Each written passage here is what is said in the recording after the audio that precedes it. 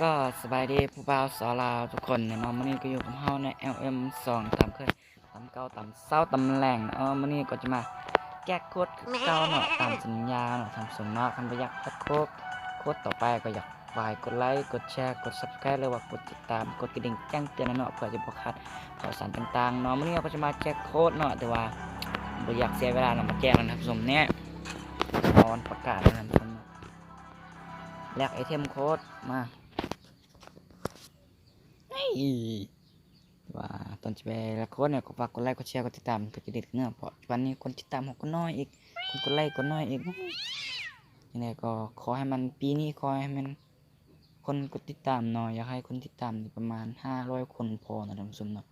ถ้าภาษาของเราผมก็น้อยเนาะนี่เนาะเดี๋ยวต่อวางต่อซาโค้ดนี่เนาะแคปจอไว้นะท่านผู้ชมเนาะแล้วว่าแปะไว้ใต้คอมเมนต์เนาะโค้ดนี้นะท่านผู้ชมเนาะแล้วก็กดใช้งานรหัสเลยนะท่านผู้ชมอ้าวไอเทมไม่ถูกต้อง เดี๋ยวเบิ่งมาได้ท่านผู้ชมเนาะเดี๋ยวเมื่อกี้เป็นเพียรเนาะไม่แล้วท่านผู้ชม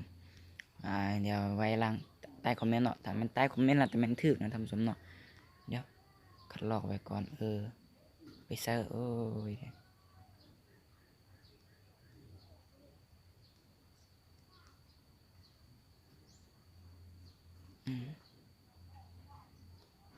ถัดไว้ก่อน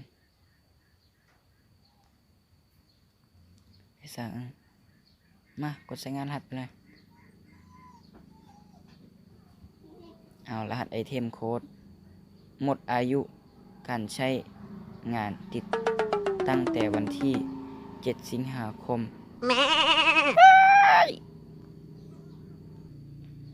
แต่ว่าคนนี้มันหมดอายุเนาะตั้งแต่วันที่7เนาะแต่เฮาอัดคลิปซ่าเนาะขอโทษนะท่านผู้ชม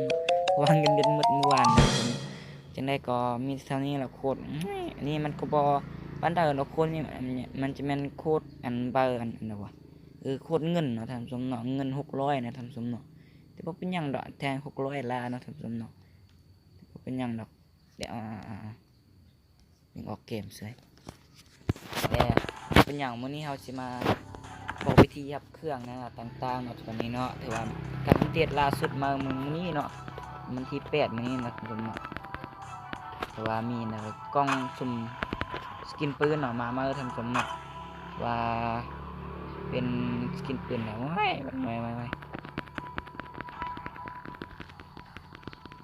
เน็ตเน็ตเจ้ากลับมาสายบวกนี่เนาะเป็นล่าสุดก่อนแมนอัปเดตมาก็เป็นสกินปืนนี่ท่านผู้ชมเนาะ MCA1 เนาะถือว่าแต่ก่อนก็จะเป็นปืนอันใดวะสกาลายอมเนาะท่านผู้ชมเนาะแล้วก็ลายน้ำเนาะโอ้ระเบิดใหม่แต่ว่าสกินปืนนี้บวกดาเมจ1แล้วก็อัตราการยิง2ทำสมน้อยถือว่างามพลังแล้วก็กล้องอันไหนวะกล้องเบอร์โก้เนาะจะแมนสุดผู้หญิงเนาะสุดอันดีเจอะไรวะดีเจเนี่ยมิวสิกแจมยิงนะทำสมเนาะตัวเป็นมิวสิกแจมยิงนะทำสมเนาะขันไทยยังไม่ได้มาซุ่มในทำสมเนาะเขาซุ่มเพชรเขาก็มีลายเกินฮะวันนี้วันตารางประกาศเนาะคือว่าเป็นบอลเนาะจะเป็นบอลนี่ทำสมเนาะมาเนาะเพื่อรับโทเค็นโปรอันบอกเนาะที่เราได้เนาะเราก็บอกที่แล้วเนาะเล่นนี่เนาะอะไรวะเล่น2 ตาเนาะได้รับ1 อันเนาะสมแล้วเราก็มาแลกนี่เนาะมันจะเป็นตรงนี้เนาะจะเป็นสุดของทีมเนาะมันจะเป็นเบอร์ไดมอนด์โรโย่แล้วก็เบอร์ซุ่มสกินปืนแล้วก็อะไรวะกูลืมหินแปลงล่างเนาะแล้วก็หมวกยิงสุดอะไรวะซื้อไอโคนัก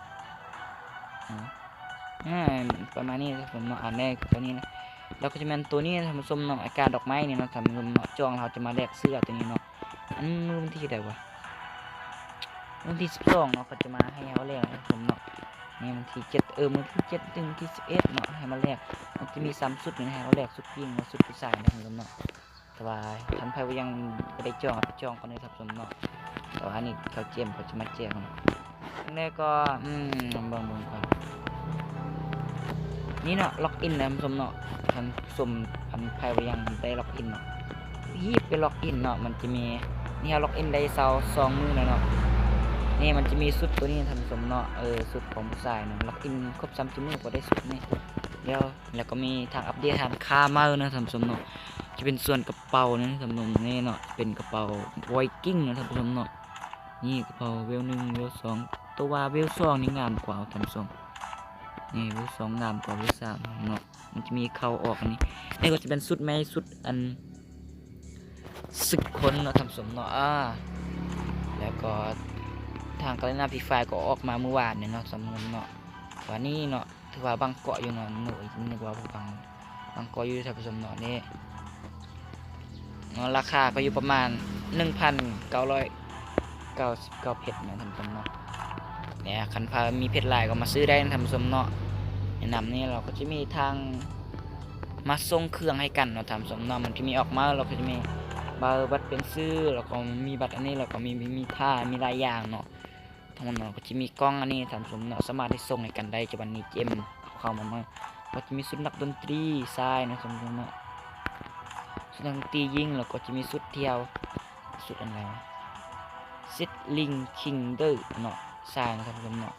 แล้วก็ราคาก็อยู่1,999เนาะแล้วจะมีสุดทุกยิงอีกเนาะแล้วก็จะมีสุดมากมายหลายอย่างเนาะ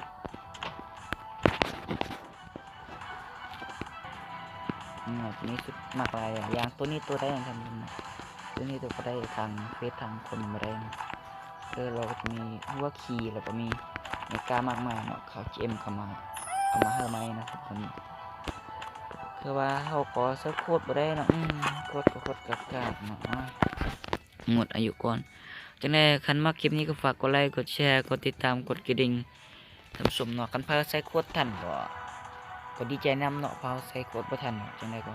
ฝากกดไลค์กดแชร์กดกระดิ่งกด Subscribe มื้ออื่นทางมันมีโคตรมามื้ออื่นเนี่ยหยิบเฮ็ดคลิปไวๆให้ท่านผู้ชมได้เนาะทันเนาะท่านผู้ชมจังได้ก็พอเท่านี้กันเนาะจังได้ก็ฝากกดไลค์กดแชร์กดติดตามกดกระดิ่งด้วยนะพี่นะฮะพี่บ๊ายบายลาก่อน